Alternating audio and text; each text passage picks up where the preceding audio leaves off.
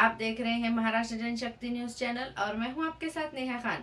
उद्धव ठाकरे गठ को नए साल में एक बड़ा झटका लगा है। माजी महापौर नंदकुमार घोडेले, जो शिवसेना के सबसे पुराने पदाधिकारी थे, उन्होंने आज शिंदे गठ में प्रवेश किया है। नए साल में फिर से एक बार उद्धव ठाकरे गठ को बड़ा झटका लगा है। माजी महापौर नंदकुमार घोडेले और उनकी बीवी अनिताताई घोडेले, इन्होंने उप मुख्यमंत्री एकनाथराव शिंदे इनके हाथों शिंदे गठ में अपना प्रवेश लिया है।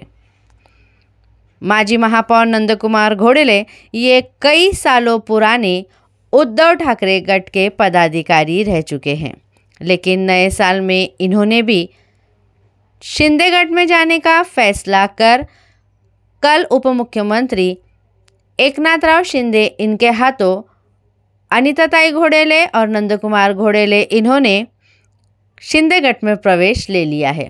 राजकारण में फिर से एक बार बहुत बड़ा चढ़ाव और उतार दोनों पार्टी के लिए आया है।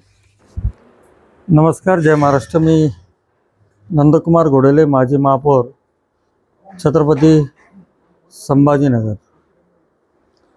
काल मी, माझी पत्नी अनिता घोडेले मॅडम, आनंद घोडेले माझा भाऊ आणि उद्योगपती राजेंद्र कोंडलवाल, आम्ही शिंदे सेनेमध्ये माननीय उपमुख्यमंत्री तथा माजी मुख्यमंत्री एकनाथजी शिंदे साहेब यांच्या पक्षामध्ये त्यांच्या हस्ते आम्ही प्रवेश करून घेतला। यावेळी उपस्थित होते महाराष्ट्र राज्याचे कॅबिनेट मंत्री माननीय संजयजी सिरसाट साहेब, शिवसेनेचे जिल्हा प्रमुख राजेंद्रजी जंजाळ यांच्या उपस्थितीत मी प्रवेश केलेला असताना निश्चितपणे एक सांगेन की मागचे 30-35 वर्ष मी शिवसेनेत काम केलं आणि हा पक्ष सोडताना मला दुःख झालं, परंतु एक शहराची विकासाकडे वाटचाल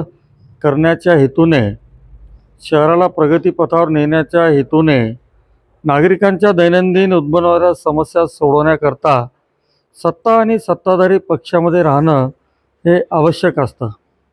आज आपण बघतो की विधानसभा निवडणुकीमध्ये पिछेहाट झाली, त्याला कारणं वेगवेगळी असू शकतात, परंतु जनतेने नाकारलं। कारण मीमांसा जर आपण बघितली तर जनतेला महाविकास आघाडीसोबत काम करणं शिवसेनेचे आवडलं नाही।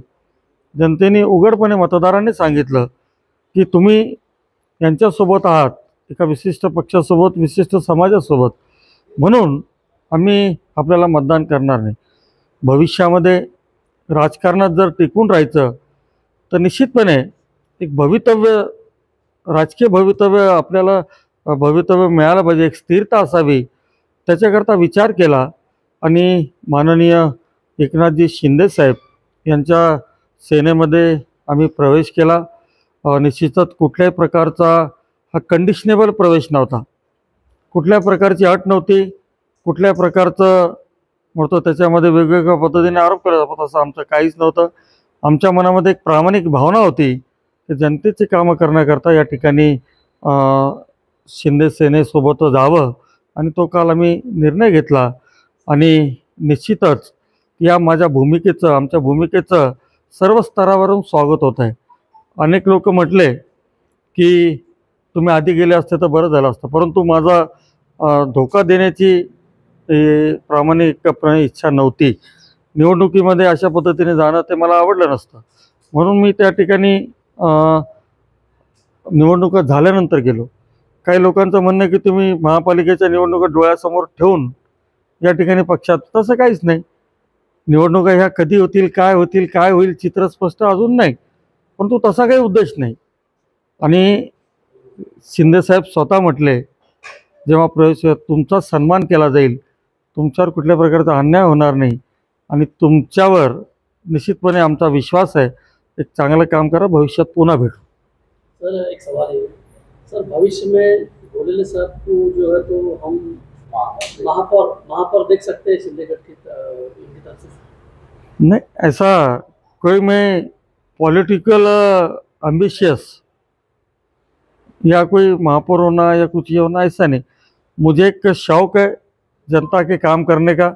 सुबह से शाम तक मैं जनता के काम करता हूँ। निश्चितपणे आज 5 साल हो गए, फिर भी मैं किसी प्रकार के मेरे काम में ये नहीं है, मैं